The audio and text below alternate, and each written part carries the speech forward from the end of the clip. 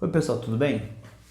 Bom, muita gente tem me perguntado qual é a minha opinião sobre o que foi mostrado na reunião ministerial essa semana. Qual é a opinião do Marne Campos sobre tudo que foi mostrado?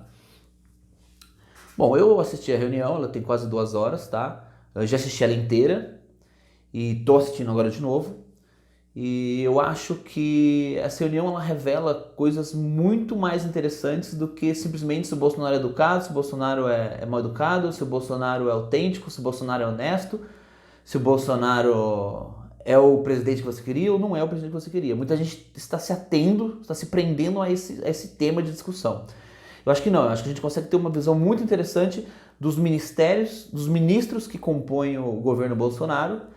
Lembrando que o presidente não faz nada sozinho, ele precisa dos ministérios, ele precisa dos ministros, que como ele gosta de falar, ele escalou, e a gente consegue ter uma boa visão dos pontos fortes e dos pontos fracos das escalações dele. Tá? A reunião, vou resumir o começo, o ministro Braga Neto, que é da Casa Civil, fala que a gente precisa de um plano de reconstrução do país após a pandemia e que os ministérios têm que trabalhar de forma mais organizada e conjunta. E o Plano para o Brasil vai recuperar o Brasil, vai investir dinheiro pra caramba do país. Aí vai aquela apresentação bem curta, acho que não dá nem 10 minutos, e não tem som, mostrando umas imagens de campos de soja cheios, aquele padrãozinho de propaganda política, de tipo PAC do governo anterior. Metalúrgico trabalhando, o Brasil todo vapor, gerando emprego e tal. E que esse vai ser o plano Marshall brasileiro. Eu acho que nesse ponto do plano Marshall ele comete um erro, tá? E o Paulo Guedes logo em seguida acho que levanta a mão, aí a hora que ele acaba de introduzir o assunto, né, ele mostra a apresentação, o Bolsonaro pede que todos ouçam o Paulo Guedes e o Paulo Guedes começa a colocar a opinião dele. Primeira coisa que ele fala é que o plano Marshall não cabe a esse plano, não tem nada a ver a relação uma coisa a outra. O plano Marshall foi o plano onde os Estados Unidos injetou dinheiro na Europa depois da Segunda Guerra, onde a Europa estava toda destruída e os Estados Unidos estavam numa situação super confortável perto da Europa. Ou seja, não tem nada a ver com a gente. A gente está falando de um plano pró-Brasil, que chama pró-Brasil, onde a gente vai se reconstruir, a gente vai usar o nosso próprio dinheiro para realavancar a economia. Não tem ninguém ajudando de fora, não tem ninguém em situação boa fazendo isso. Então nisso o Paulo Guedes é cirúrgico e muito bom, e se coloca muito bem como sempre. Vamos ver esse pedacinho? Senhores, bom dia. Essa reunião é por solicitação minha ao presidente da República, porque nós iríamos apresentar isso à imprensa, que não foi apresentado, e começar uma série de especulações sobre esse plano de retomada. Então, eu solicitei ao presidente uma reunião com os ministros, porque o plano não vai ter efeito se todos os senhores não nos ajudarem. É um plano Marshall brasileiro. Né?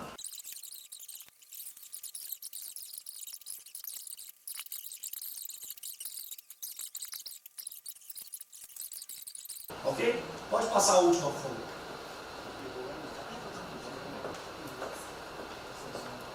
É sem som,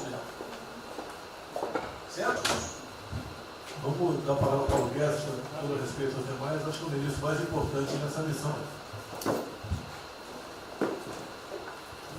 Eu queria fazer a primeira observação, seguinte: não chame de plano Marshall, que revela um despreparo enorme.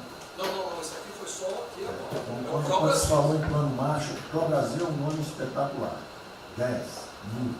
Plano Marshall é um desastre. Revela despreparo nosso. O plano Marshall, por exemplo, os Estados Unidos podem fazer um plano Marshall para nos ajudar.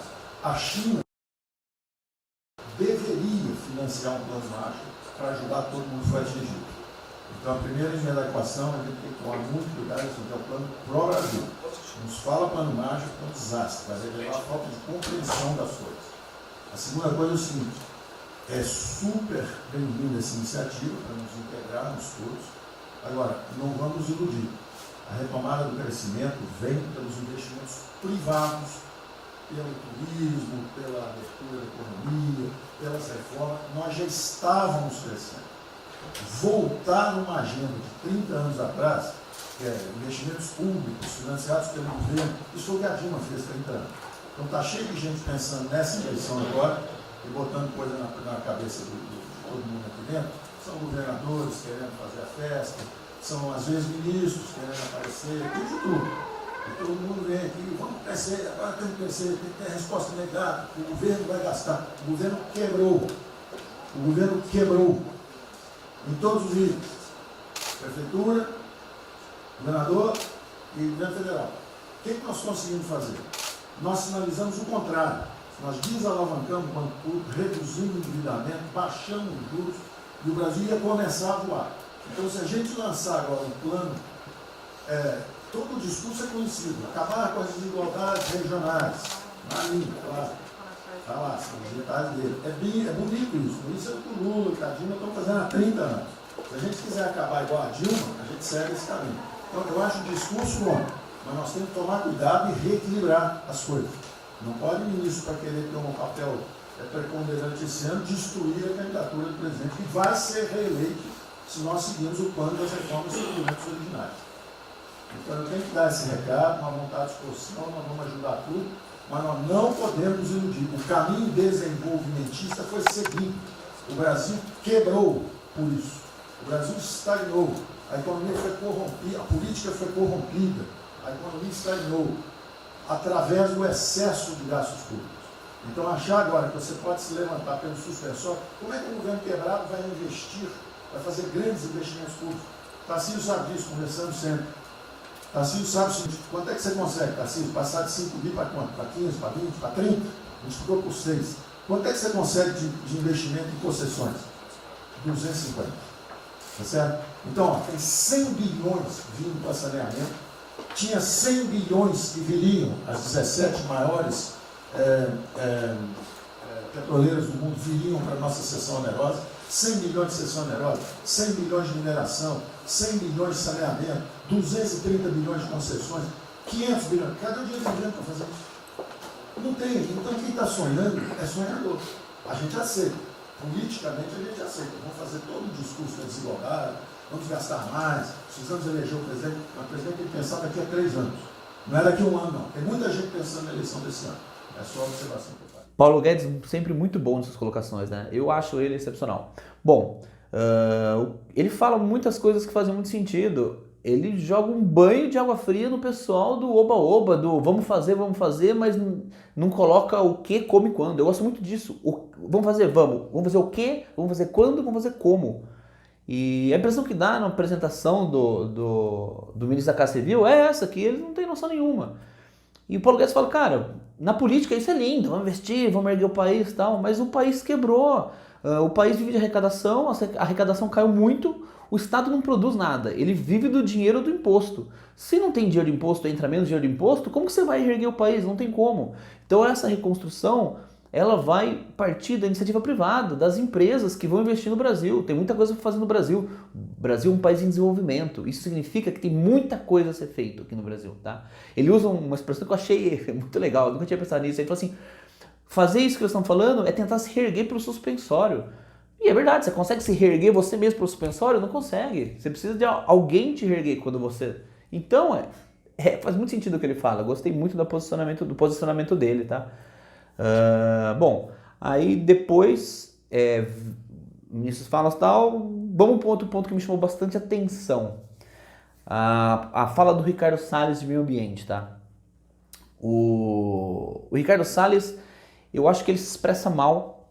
Ele fala que, a grosso modo, a sensação que a gente fica é que, bom, vamos aproveitar que ninguém está olhando para o meio ambiente e vamos passar o trator. No primeiro momento eu também tive essa impressão, mas aí depois eu vi outros comentários, outras pessoas falando sobre, assisti novamente o trecho e achei que talvez não seja bem por aí. Vamos ver o que ele fala? A oportunidade que nós temos, que a imprensa não está nos dando um pouco de alívio nos outros temas, é passar as reformas infralegais de desregulamentação, simplificação, todas as reformas que o mundo inteiro, nessas viagens que se referiu ao Nix, certamente cobrou dele, cobrou do Paulo, cobrou da Tereza, cobrou do Tarcísio, cobrou de todo mundo. Da segurança jurídica, da previsibilidade, da simplificação. Essa grande parte dessa matéria ela se dá em portarias e normas dos ministérios que aqui estão, inclusive o de meio ambiente. E que são muito difíceis, e nesse aspecto acho que o meio ambiente é o mais difícil de passar qualquer mudança infralegal em termos de instrução normativa e portaria, porque tudo que a gente faz é pau no judiciário, no dia seguinte. Então, para isso precisa ter um esforço nosso aqui, enquanto estamos nesse momento de tranquilidade, no aspecto de cobertura de imprensa, porque só fala de Covid, e ir passando a boiada, e mudando todo o regramento, e simplificando normas, de IFAM, de Ministério da Agricultura, de Ministério do Meio Ambiente, de Ministério disso, de Ministério daquilo. Agora é a hora de unir esforços para dar de baseada a simplificação regulatória que nós precisamos, em todos os aspectos. Uma lista enorme em todos os ministérios que têm papel regulatório aqui para simplificar. Não precisamos de Congresso. E coisa que precisa de Congresso também, nesse fuso que está aí, nós não vamos conseguir aprovar. Agora tem um monte de coisa que é só parecer, caneta. Parecer, caneta. Sem parecer também não tem caneta. E dar canetada sem parecer é caneta. Então, como eu disse, a primeira impressão que eu tive é que ele quer dizer que ele vai passar o trator, sem respeitar nada, ninguém está olhando para o meio ambiente, vamos derrubar a Amazônia. Quem me conhece sabe que a pauta do meio ambiente é uma pauta que me interessa muito, tá? Eu tenho uma paixão por esse assunto. E então no começo doeu em mim também. Eu falei, cara, que safado. Eu até usei uma expressão com o pessoal que eu estava discutindo sobre o tema. Eu falei assim, ó, Ricardo Salles é um cara que se eu tiver que deixar minha marmita aberta para ir no banheiro, eu não vou não. Eu não confio não. Oportunista. Mas depois olhando bem, talvez não seja isso que ele quer dizer. Tanto que se a gente prestar atenção, ele deixa bem claro para o presidente que tem que ter parecer e caneta. Parecer e caneta. Ou seja, o parecer é analisar, dizer a viabilidade daquela medida, daquela alteração, daquela simplificação, tá? Daquela simplificação daquele regulamento relacionado ao meio ambiente.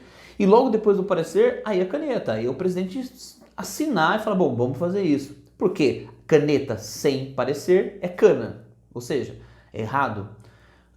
Ele foca bastante, ele fala bastante em simplificação de regulamentações, de normativas.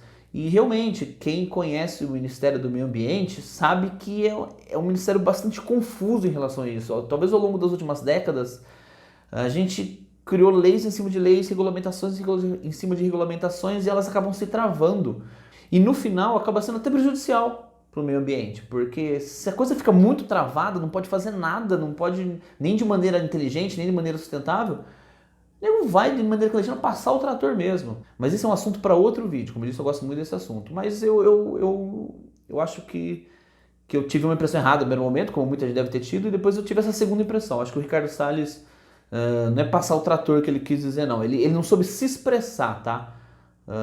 Mas isso é uma infelicidade. Um ministro, eu acredito que ele tem que saber se expressar. Ele é o ministro, ele é a posição máxima daquele assunto.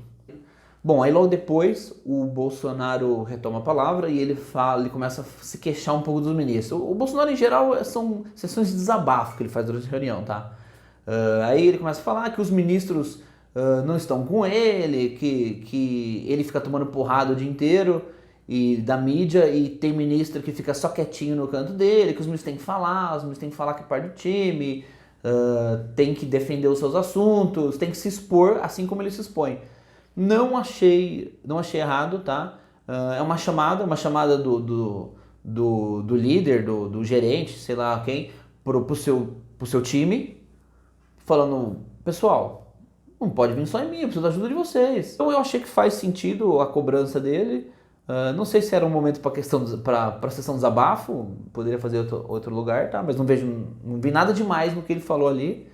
E mais uma vez ele não sabe se colocar muito bem. Mas isso não é novidade, a gente sabia que ele era desse jeito antes de colocar ele lá, tá? Aí a ministra Damares, né, começa a falar... Também eu senti uma sessão meio desabafo dela, ou sei lá, quero mostrar pro presidente que eu tô aqui. Mas ela fala até um pouco demais, ela fala que... Primeiro ela começa a falar que os números do Brasil não batem, ok? Que as populações... O Brasil é um país plural, até a gente já sabe. que as populações no Brasil estão em números diferentes do que o governo tinha conhecimento. Ela fala dos ucranianos, que tem 1 milhão e poucos mil ucranianos, que dos ciganos, que tem 1 milhão e 500 mil ciganos e não 1 milhão e 300 mil, que as políticas públicas têm que mudar por causa disso. Aí eu não entendi onde ela quer chegar, se ela acha que esses povos não devem ser incluídos nas políticas públicas ou se tem que parar de ver como povos diferentes e incluir em políticas públicas gerais para todo mundo. Eu acho ela bem confusa. Aí ela entra na questão do aborto, falando que o pessoal queria liberar o aborto por causa da zika, da chikungunya, não sei, e agora é capaz de o povo querer liberar o aborto por causa da Covid. Eu não entendi a relação que ela encontrou ali, mas sei lá, né? Bom, ela fala um monte. Tem até um trecho que ela comenta que os governadores estão infringindo os direitos humanos, prendendo pessoas que saem na rua por causa da quarentena, não é para sair num estado caro, o cara sai, o governador manda prender, e que eles estão com ações contra isso, e tem um momento até que ela ameaça. Eu não lembro se agora ou se depois, que eu lembro dela comentar. Tem um momento do vídeo que ela ameaça, que ela fala que vai mandar prender os governadores. Eu achei... Bom, precisa ser um desabafo e até engraçado, tá? Bom, logo depois dela, um comentário, um ministro que me chamou bastante atenção foi o ministro do Turismo. E esse ministro parece que tem algumas coisas, alguns processos contra ele e tal. E não sei se existe condenação, não pesquisei sobre isso. Mas eu achei ele até coerente, tá? Em resumo, uma pessoa que eu tenho é que ele quer liberar, ele chama de resorts integrados, uma coisa assim, que, desculpa, acho que são centros de convenções, e possivelmente esses centros de convenções têm jogos, tem algumas coisas que no Brasil hoje não são permitidas, mas que poderiam trazer muito dinheiro para o Brasil, e esse dinheiro se transforma em desenvolvimento. Bom, vamos ver. Ministro, parabéns pela ideia, mas eu preciso lembrar, e eu preciso fazer sempre isso para que a gente não perca o foco, a questão de valores, ministro. Esse governo tem o pilar dos valores. Não se pode construir nada neste governo sem a gente trazer valores. Nós estamos sabendo, e a gente está falando o tempo todo, que nós não seremos mais os mesmos depois dessa pandemia. O mundo não será mais o mesmo, nós não seremos mais o mesmo, e nós vamos ter que fazer uma revisão de políticas públicas no mundo todo e no Brasil. Nós vamos ter que nos reinventar, com certeza. Neste momento, o que nós estamos vendo aqui no nosso comitê? Nós estamos buscando dados e não estamos encontrando dados. Nós recebemos um governo que não tinha dados, os dados que nós tínhamos eram falsos, mentirosos. Um Brasil de achismo, um Brasil de talvez, eu acho que talvez sim, talvez não. Políticas públicas construídas até agora nessa nação em cima de talvez e de achismo. Nós vamos ter que rever muita coisa. É um país plural. Quando a gente vai buscar os povos tradicionais agora para a gente construir enfrentamento ao coronavírus, nós descobrimos, ministros, que nós temos 1.300.000 ucranianos no Brasil. Ninguém nunca falou de ucranianos para nós no Brasil. Com a sua cultura totalmente preservada no Brasil. Nós temos com 1.500.000 ciganos, eu falava de 1.300.000, e são 1.500.000 ciganos.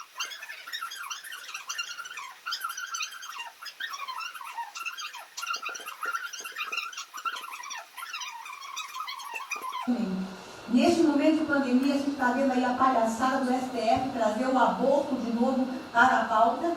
E lá está na questão de as mulheres que são vítimas do Zika vírus vão abortar. E agora vem o coronavírus.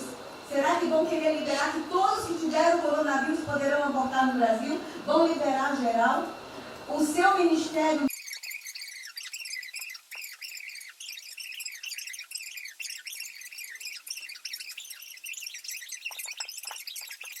A pandemia vai passar, mas governadores e prefeitos responderão processos.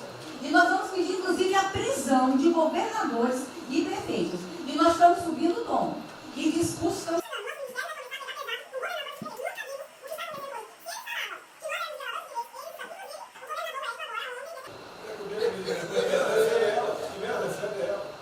Obrigada. Ministro Marcelo, Obrigado, vou ser bem breve também. Primeiro, parabenizar o ministro Braga Neto, pelo Eu queria só deixar uma coisa seguinte, eu fico brincando. Não é trabalho meu, hein? É trabalho da equipe e eu roubei ideia de um bando de gente. Eu roubei ideia aqui, ali, eu roubei ideia. Tá? Eu aproveitei a ideia, só coordenei. Um cronograma importante do projeto, obviamente todos os ministérios, como o Ministério do Turismo também, já estamos finalizando até amanhã esse programa de retomada. E, presidente, o turismo, obviamente, ele tem uma importância muito grande para a economia, o Paulo Guedes sabe disso, mais de 8%, ou seja, quase 10% do PIB nacional é turismo. E o presidente falou que vai extinguir o Ministério porque o turismo acabou. Agora precisa do Ministério mais do que nunca, presidente. O turismo ele vinha numa crescente muito importante. O ano de 2019 cresceu 2,6%. É o que ajuda, obviamente, a economia do Brasil. E para isso, presidente, eu acredito que é um momento propício nesse planejamento da retomada discutir os resorts integrados. Não é legalização de jogos, não é bingo, não é caça-níquel, são resorts integrados. Obviamente, presidente, uma pauta precisa ser construída, ainda mais estou olhando para o cara aqui para mim. A pauta precisa ser construída com as bancadas da Câmara, tanto a evangélica quanto a católica, mostrando ou desmistificando vários mitos que giram em torno disso. Tem nesse processo da retomada uma grande oportunidade para o Brasil atrair grandes complexos, dos quais apenas 3% são utilizados para os cassinos. E outra, isso não tem impacto diretamente nenhum na família dos trabalhadores brasileiros. Tá tipo um diabo. Não, ainda bem isso não. Eu vou ter que começar a desmistificar para dar mais, gente. Eu estou vendo isso.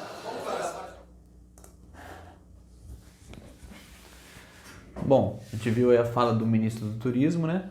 Ele fala realmente sobre os resorts integrados. Ele fala que 3% deles correspondem à parte de jogos e tal. Eu não entendi se a parte de jogo está incluída ou se vai ser ignorada por causa disso. Eu não conheço muito bem esse projeto, mas eu acho interessante, mas uma coisa que me chamou a atenção foi a ministra Damares no meio falar que é um pacto com o diabo e tal. Mais uma vez, eu acho que não é um ambiente para isso.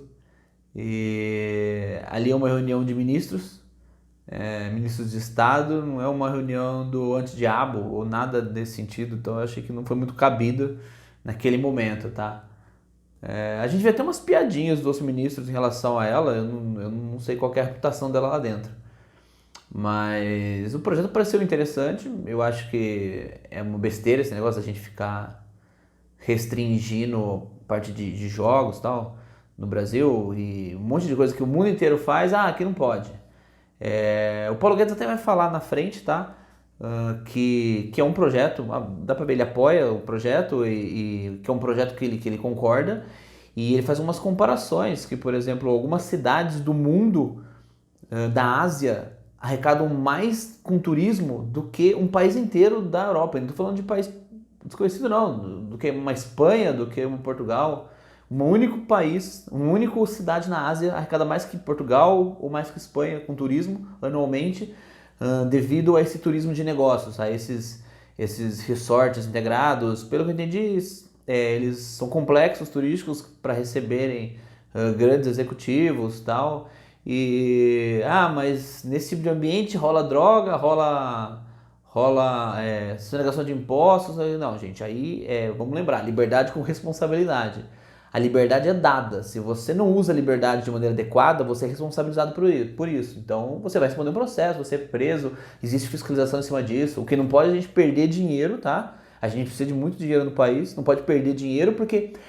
e se acontecer uma coisa errada? Se acontecer uma coisa errada, vai ser investigado, vai ser punido e aí vamos pra frente. Não, o mundo inteiro ganha dinheiro com isso e a gente fica aqui chupando o dedo falando que é perigoso, tá? Bom, mas não vamos alongar quanto a isso. Logo depois entra o ministro, acho que é Weintraub, eu não sei falar o nome dele direito, é o ministro da Educação, é um ministro bem polêmico. A maneira dele se colocar também é bem agressiva, tá bem incisiva. Não vejo ele falar de educação, imaginei que ele ia falar de educação, mas também parece uma questão de uma sessão de desabafo. Ele fala que ele é perseguido, que ele tem processos, aí ele reclama que o Brasil Aí eu lembrei tão um pouco da ministra Damares, que ele fala dos povos do Brasil, que as pessoas que tem o cigano, que tem não sei o que lá, que ou todo mundo é brasileiro ou todo mundo não é. Eu concordei em partes nesse ponto, tá? Eu não sou muito adepto de políticas muito especializadas para tudo quanto é tipo de grupos. Eu acho que não é bem por aí. Ou você está no barco ou você não está, mas também isso fica por uma discussão um pouco mais profunda num próximo vídeo. E acho que ele se exaltou bastante, mas ele ganha bastante popularidade, porque ele fica o tempo todo batendo na liberdade do cidadão, na liberdade, que é um governo liberal, que eles não podem se perder quanto a isso, que tem um monte de bandido em Brasília. Eu senti um pouco de campanha política ali também. Vamos ver um pedacinho? Muito obrigado. Tem 3 anos, através do Onix, eu conheci o presidente. Nesses 3 anos eu não pedi uma única conselho, não tentei promover minha carreira, me ferrei na física, ameaça de morte, na universidade, e o que me fez, naquele momento, embarcar junto, era a luta pela liberdade. Eu não quero ser escravo nesse país. E acabar com essa porcaria que é Brasília. Isso aqui é um campo de corrupção, de privilégio. Eu tinha uma visão extremamente negativa de Brasília. Brasília é muito pior do que eu podia imaginar. As pessoas aqui perdem a percepção, a empatia, a relação com o povo. Se sentem inexpugnáveis. Eu tive o privilégio de ver a mais da metade aqui desse time chegar. Eu fui secretário executivo do ministro Onix. Eu acho que a gente está perdendo um pouco desse espírito. A gente está perdendo a luta pela liberdade. É isso que o povo está gritando. Não está gritando para ter mais Estado, para ter mais projetos, para ter mais... O povo está gritando por liberdade. Ponto. Eu acho que é isso que a gente está perdendo. Está perdendo mesmo. O povo está querendo ver o que me trouxe até aqui. Eu, por mim, botava esses vagabundos todos na cadeia. Começando no STF. E é isso que me choca. Não é? Odeio o termo povos indígenas, odeio esse termo, odeio. Povos ciganos, só tem um povo nesse país. Quer, não quer ser de ré. É povo brasileiro, só tem um povo. Pode ser preto, pode ser branco, pode ser japonês, pode ser descendente de índio, mas tem que ser brasileiro, pô. Acabar com esse negócio de povos e privilégios. Só pode ter um povo. Não pode ter ministro que acha que é melhor do que o povo, do que o cidadão. É um absurdo, a gente chegou até aqui. O senhor levou uma facada na barriga. Fez mais do que eu, levou uma facada. Mas eu também estou levando uma facada e estou correndo risco. E fica escutando esse monte de gente defendendo privilégio, teta. Entendeu? É isso. Negócio, empréstimos. A gente veio aqui para acabar com tudo isso, não para manter isso. Deixa eu complementar aqui. O que o Ventral está falando, eu estou com 65 anos, a gente vai se aproximando do que não deve. Eu já tenho me policiado tocante a isso daí. São pessoas aqui em Brasília, os 3 poderes, que não sabem o que é povo. Eu converso com alguns, não sabem o que é um feijão com arroz, não sabem o que é um supermercado, esqueceu. Acho que o dinheiro cai do céu. Eu estou com meus privilégios garantidos, meus 100 mil por mês, em média, 100 mil por mês a galera, né? Legalmente. E acho que isso não vai acabar nunca. Como alguns acham que a liberdade, qual é desse cara? Tá maluco?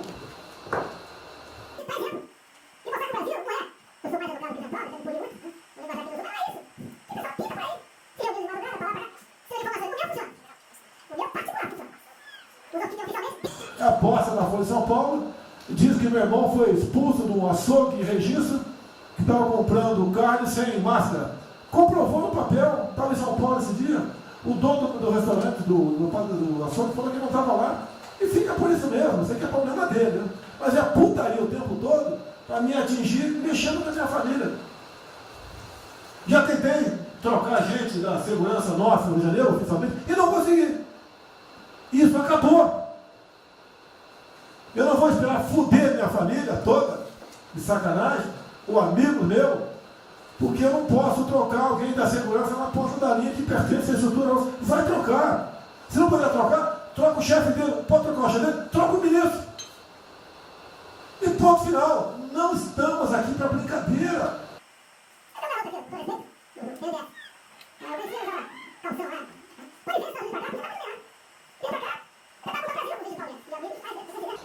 Olha, como é fácil pôr uma ditadura no Brasil, como é fácil. O povo brasileiro, cara, por isso que eu quero, de ministro da Justiça, ministro da Defesa, que o povo se arme, que a garantia que não vai ter um filho da puta aparecer para impor uma ditadura aqui. Que é fácil impor uma ditadura, facílimo. Um bosta do prefeito, faz um bosta no decreto, algema e deixa todo mundo dentro de casa. Se tivesse armado, ia para a rua. E se eu fosse ditador, né, eu queria desarmar a população, como todos fizeram no passado, quando queriam, antes de impor a sua respeito do ditador. Aí, que a demonstração nossa, eu peço ao Fernando e ao outro, por favor, assine essa portaria hoje, que eu quero dar um puta do recado para esses bosta. Por que eu estou armando o povo? Porque eu não quero uma ditadura. E não dá para segurar mais. Não dá para segurar mais. Quem não aceitar as minhas bandeiras, Damares, família, Deus, Brasil, armamento, liberdade de expressão, livre mercado, quem não aceitar isso está no governo errado. Espere para 22, né, o seu Álvaro Dias, espere o Alckmin, espere o Haddad, ou talvez o Lula, né? E vai ser feliz com eles, pô. No meu governo está errado. É escancarar a questão do armamento aqui. Eu quero todo mundo armado. Que o povo armado jamais será escravizado. E que cada um faça, exerça o teu papel, se exponha. Aqui eu já falei. Pede o ministério quem for elogiado, pela Folha e pelo Globo. Pelo antagonista. Tá? Então tem certos blogs que só tem notícia boa de ministro, não sei como. O presidente é uma porrada, o ministro é elogiado. A gente vê por aí, o governo tá, o ministério do bem, apesar do presidente. Mas pra puta que eu pariu, porra. Eu disse, cadê o time, porra? Trocamos o time, espero trocar mais ninguém, espero. Mas nós temos que, na linha do Van Traub, de forma mais educada um pouquinho, se preocupar com isso, que os caras querem é a nossa hemorroida, é a nossa liberdade. Isso é uma verdade. O que esses caras fizeram com o vírus, esse bosta desse governador de São Paulo, esse estrume do Rio de Janeiro, entre outros, é exatamente isso. Aproveitaram o vírus, está um bosta do prefeito lá de Manaus agora, abrindo cobras coletivas. Um bosta, que quem não conhece a história dele, procure conhecer, que eu conheci dentro da Câmara aqui do meu lado. Bom, a gente viu o ministro, vai entrar como eu falei, sessão desabafo, na minha opinião, não falou nada que agregasse muito, e aí o Bolsonaro entra para complementar, e aí acho que é aí que ele se perdeu um pouco mais do que na média do resto da reunião, que ele começa a falar da família dele, que é o ponto central, que acho que é o que o Moro queria. Que o pessoal visse, ele falando que ele tentou mexer na segurança do Rio, ele não entra em detalhes por quê, tá? E aí ele tentou mexer na segurança do Rio, não conseguiu, se for o caso ele troca o chefe do cara do Rio, se for o caso ele troca não sei quem, se for o caso ele troca o ministro. Então acho que esse é o ponto central que o Moro quis. O Bolsonaro continua falando, né? Ele comenta que o Brasil, que ele quer armar a população, porque população livre ela tem que estar armada, ela nunca vai ser escravizada se ela tiver arma. O discurso dele que a gente já conhece de antes da época de campanha. E que ele tem as bandeiras dele, que é armamento, a parte de armamento da população, Deus, não sei o que, e mercado aberto.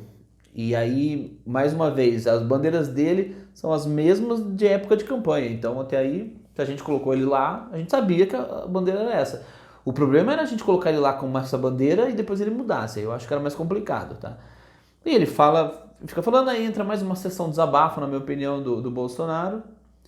e falando que ou os ministros estão com ele ou não estão, tá? E aí eu senti que a mídia deu uma cutucada nisso, falou que ele tá falando que se o ministro for elogiado vai demitir o ministro e tal. E ele fala isso de certa forma, mas o que ele quer dizer, pelo que eu entendo, é que, vocês foram escalados por mim, a gente é um time, como é que pode? Só eu me exponho, só tomo porrada, mais uma vez, como eu falei no começo do vídeo, você tem que tomar porrada junto comigo, você tem que ir pro fronte de batalha junto comigo. É isso que eu senti que ele quis dizer, tá? O Bolsonaro é muito bom de se expressar, ele empolga e tal, então se a gente tiver com a emoção um pouco mais aflorada, talvez pegue, mas a oratória, na minha opinião, não é muito forte dele. Conclusão, na minha opinião, a ideia de mostrar o vídeo, de publicar o vídeo da reunião, eu não entendi muito o sentido. Eu não sei se vocês conhecem a expressão capivara se caça com uma bala só. Um amigo meu que sempre fala isso. Nunca cacei capivara, mas ele diz que é assim. Quando você vai caçar capivara, você só leva uma bala. Porque ou você acerta a capivara, ou se errou, todas as capivaras vão correr de qualquer maneira. Então, ou você acertou uma ou não acertou. Então leva uma bala só. E eu acho que a bala de capivara do Moro, do ex-ministro Moro, foi gasta em vão. Ele não acertou a capivara. Eu acho que com isso ele não derruba o presidente, se era o que ele queria, não sei.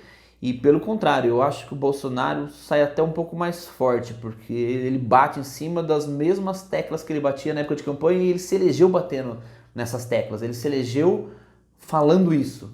Então ele reforça. Então eu não entendo que o Bolsonaro foi prejudicado por esse vídeo, não.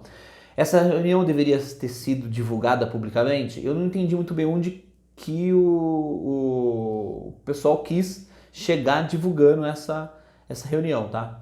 Não sei se quiseram ajudar o Bolsonaro ou denegrir a imagem dele. Fiquei bastante confuso quanto a isso. Eu acho que não é o tipo de reunião que deve ser divulgada publicamente. O mundo inteiro está tendo acesso a isso, tá? E aí tem o ministro falando da China e corta logo em seguida. Então, ou seja, a gente imagina que coisa boa não deve ter sido. Tem vários trechos que são cortados.